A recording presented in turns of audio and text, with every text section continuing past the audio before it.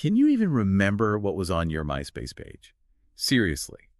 The cringy surveys, the top 8. Some digital moments are perhaps best left to fade, gracefully. Right.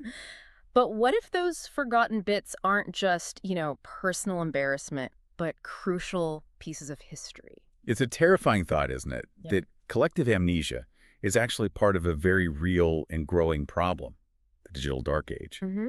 And we're taking a deep dive into it today on Milo and Avery. Okay, let's unpack this. This idea of a digital dark age, it sounds dramatic, maybe a bit sci-fi, but it's really not. It's a very real concern for archivists, for historians, and frankly, for our own personal memories, too. Yeah. Essentially, it describes this potential future where critical historical information could just be lost, or maybe worse, completely inaccessible because the digital data becomes outdated or just decays. When it feels so immediate, like think about all those millions of songs, videos, photos, just poof, vanished from MySpace during that server migration back in 2019. Right, a huge chunk of early social media history gone. Can you imagine losing all your early digital creations? It's like a chunk of people's youth just disappeared into the ether. Or remember Andy Warhol's digital doodles from the 80s? And the Amiga, yeah. Created on a Commodore Amiga, exactly. And they were effectively stranded, just trapped in an obsolete format. Yeah. It makes you wonder how much of our digital art or early web culture is already just gone. It's such a stark contrast with how we've preserved information for, millennia. Right. The Dead Sea Scrolls, for example. Parchment papyrus, still perfectly readable after 2,000 years. 2000. Yet a common DVD. It's a thing we think of as relatively modern storage. Its expected shelf life is maybe 100 years, if you're lucky. Only 100, wow.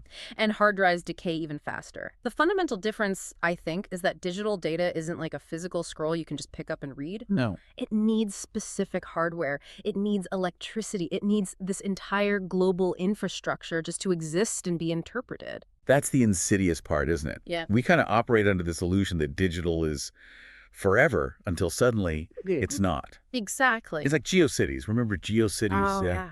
Prime real estate back in the day. It was the 3rd most browsed site in the world at one point. Yeah. Countless people built these incredibly personal, quirky websites. Little digital homesteads. Totally. Now, most of it's vanished. You find these fragmented, almost ghostly half websites, dead images, broken links. Like digital ruins. It really does feel like a memory-shaped hole in the universe where all that early internet culture used to be. And if you connect this to the bigger picture, that simple 404 not found error page, the one we've all seen countless times. Yes, the bane of browsing. It's not just an inconvenience, it's actually a potent symbol of how precarious our digital world really is. Entire websites gone because a server fee wasn't paid. Or a student graduates, their account closes. Or just a system crash. Poof. Priceless cultural information, potentially, just gone. It shows how the web itself has been kind of fragile for a long time. It's astonishing, though, that this problem isn't exactly new. It feels so modern, this digital anxiety.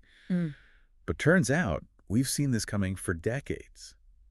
What did people know back then? You're right, it's not new at all. These concerns about a data deluge, about losing digital records, they go way back. As far back as 1968, believe it or not. 68, really? Yeah, a conference on the National Archives and Statistical Research was already sounding the alarm. They warned that the sheer volume of records created just since World War I Okay. already exceeded all earlier U.S. records combined. Wow. Woof. Combined. Even then, there was this clear call for machine-readable data for making sure future historians could actually access it. They saw it coming. It's incredible how prescient some people were. There was a historian, Leroy Lauduri.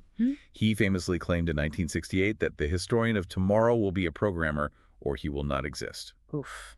That's quite a statement. I mean, it feels like he looked straight into a crystal ball, right? Yeah. He totally understood the shift we were heading towards. Unfortunately, despite those early warnings, history is just littered with examples of digital preservation failures.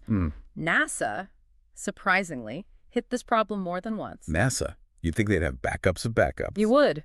Magnetic tapes from the 1976 Viking Mars landing, for instance. They went unprocessed for over a decade. When they finally tried to look at them, the data was unreadable, unknown format, original programmers long gone. Oh my God. And even more shockingly, the original Apollo 11 moon landing tapes, likely erased and reused. You're kidding. The recordings we have are mostly later copies made from broadcast signals. The high-quality originals, probably gone. That's just unbelievable. The moon landing. Okay, and then there's the BBC Doomsday Project from 1986. This one kills me. Ah, yes, the Doomsday Contract. The original Doomsday Book from 1086. Still perfectly readable, 900 years later. Amazing artifact. But the 1986 digital version, stored on laser discs, programmed in some obsolete language, it became unreadable within 16 years. 16 years. Yeah. It took a whole dedicated project, Chameleon, just to painstakingly migrate the information. The contrast is just, it's stark. It's almost a cruel joke. It really highlights the fragility, and it raises an important question. If these concerns were known, why weren't historians, more involved early on? Yeah, where were they? Well, initially they were quite engaged with electronic records, but by the late 70s, early 80s, that interest kind of faded. Why?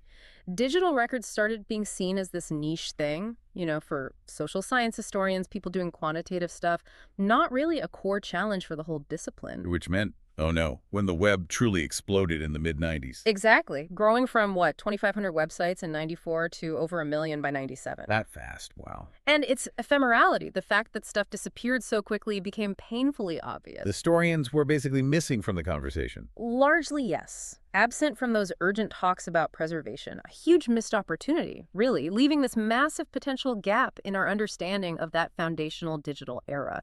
Okay, so preserving this stuff is obviously hard. Why? What makes it such a nightmare? Right. Here's where it gets really interesting. The challenges are just multi-layered. It's not just saving files. It's managing this whole digital ecosystem from the sheer volume. Oh, the volume alone. It's overwhelming. Digital records range from, perfectly structured databases, easy enough maybe, Sometime, to these completely chaotic caches on people's personal computers, often with totally incomprehensible file names. Right. Document final v3.doc. Exactly. Imagine trying to sort through a massive digital attic with no context. It's like an archaeological dig, but you don't know what half the artifacts even are. Precisely. And then there's the relentless march of technical obsolescence. Software is constantly updated, old versions get tossed aside. Yeah. And this isn't just annoying for us when our favorite app stops working. It's a profound problem for long-term preservation. Oh, that's where that 10 years reproducibility challenge for scientific code just hits home. Even the original authors struggle. To run their own code. Yeah. To get their own work running again just a decade later, simply because programming languages had evolved, like Python 2 to Python 3, or the computing environments changed. That's fundamental. It's not just about losing old family photos. It's about potentially undermining science itself if researchers can't even replicate their own work. And remember that story about trying to get data off those old 5.25-inch floppy disks at Historic Environment Scotland? Vaguely, yeah. Ancient tech. It wasn't just opening a file. It needed specialized hardware, like cryoflux, command line stuff, hex editors. It turned into this painstaking data archaeology. Just to get partial files. Often corrupted files. Yeah. Just highlights how labor-intensive even a simple recovery can be. And the complexity doesn't stop at hardware or formats.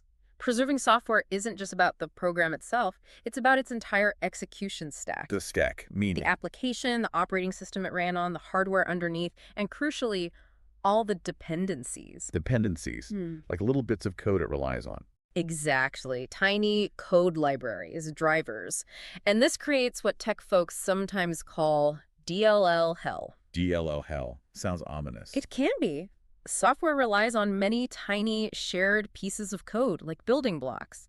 If one block changes or goes missing, the whole thing collapses. The whole structure can fall apart, making it incredibly difficult to accurately reconstruct a historical software environment. Okay, so technical nightmares aside, there are also these huge legal and ethical minefields, right? Absolutely. Things like intellectual property, copyright. It's often incredibly unclear, especially for orphan works. Orphan works. Stuff where the copyright holders just can't be found. The Internet Archive, for instance, largely operates under fair use principles for its massive collection. Which is kind of a legal gray area sometimes. It can be, while national libraries often need explicit permissions, which is this massive, time-consuming task. And what about sensitive data? Privacy. Another huge challenge. Archivists have to somehow identify and manage things like social security numbers, health information, tucked away inside of vast digital records. How do you even find it all? It's incredibly difficult. And then there's authenticity. In an age where digital stuff can be manipulated so easily. Yeah, deepfakes, edited photos. And the original context is often lost. How do you ensure what you're preserving is an authentic version of the original? That's a tough one. Especially with online disinformation. If you archive fake news, are you preserving a false record? What is the truth of a moment digitally? How do you capture that? That's, yeah, a really deep question. And finally, there's just the human factor. Us. We're not always great at this. We tend to wildly underestimate the need for documentation, right? Like that scientist who said, in 2002, I felt like I would just remember everything forever. Famous last words. Totally. Only to realize later how quickly details just fade.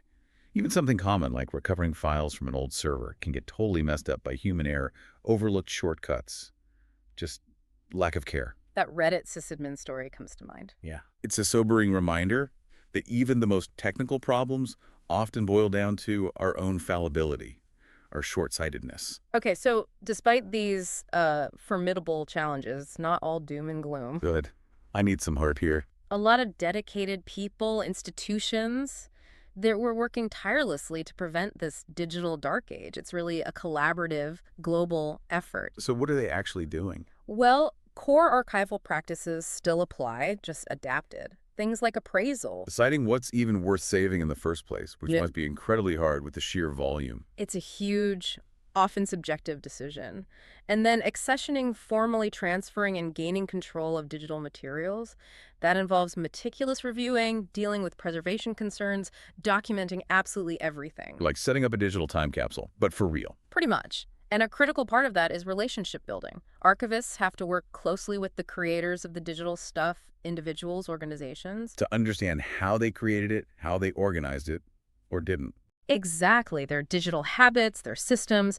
And this can be incredibly messy. There was one case study transferring emails from a cloud account. Sounds simple enough. Oh, it was fraught with server issues, security attacks, constant need for tech support. It just highlighted how complex even a seemingly simple transfer can be with live, dynamic content. Wow. Okay, but what about the tech? Are there cool tech solutions? This is where it gets really innovative, yes. One key approach is standardization. Like everyone agreeing to use the same formats. Sort of. Adopting open, widely used formats like PDFA, the archival version of PDF, or open document format. The idea is to ensure widespread readability, regardless of specific proprietary software. So you're not locked into one company's system that might disappear. That makes sense. Open is better for the long haul. Then there's emulation. This is fascinating. Mimicking old computers. Exactly. Using specialized software to mimic old computer hardware and operating systems. This was crucial for saving the BBC Domesday content with that Chameleon project. Right. And it's how the Internet Archive provides access to its huge collection of historical software and games.